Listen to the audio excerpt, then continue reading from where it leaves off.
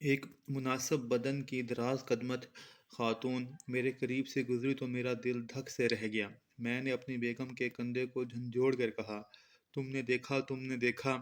اس نے بیزار ہو کے ادھر ادھر دیکھا اور کہا، کیا دیکھا؟ میں نے ہکلاتے ہوئے کہا، وہ خاتون نے صرف ایک قمیض پہن رکھی ہے، کچھ حیا کرو۔ اس نے مجھے ڈانٹا، تمہیں اونچی سوسائٹی کی محفلوں میں بیٹھنے کا کچھ تجربہ نہیں۔ اس نے چست پاجامہ پہن رکھا ہے جو گھٹنوں سے ذرا نیچے آ کر ختم ہو جاتا ہے۔ ان دنوں یہی فیشن ہے۔ میں نے غور کیا تو واقعی قمیض کے آخر میں دو چار گھرا کچھ تھا، لیکن پنڈلیاں یا تھیں۔ اس دوران ایک اور خاتون ویڈیو کیمرے کی زد میں آئی اور میرا دل دوبارہ دھک سے رہ گیا۔ بیگم، اب تم بتاؤ کہ اس خاتون نے کیا پہنا ہوا ہے، اگر کچھ پہنا ہوا ہے تو۔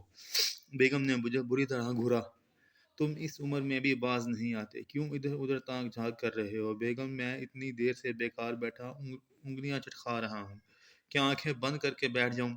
میں نے غصے میں آ کر کہا، اور میں تانک جھانک نہیں کر رہا، یہاں موجود اکثر خاتون مجھے تانک جھانک کروا رہی ہیں، آخر کیوں ایسا لباس پہنتی ہیں؟ انہی دنوں یہی فیشن ہے، اس نے مسکرا کر کہا۔ اس دوران ایک نوجوان، قیاس تو یہی تھا کہ وہ ایک نوجوان تھا، عجیب زنانہ کپڑے پہنے مٹکتا ہوا ہمارے پاس سے گزرا گیا۔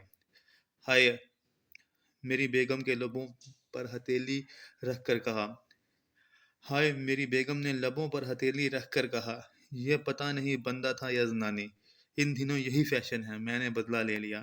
حویلی کے بھوت پریت، مستنصر حسین تارڑ۔ وما علینا الا البلاغ۔ اللہ حافظ۔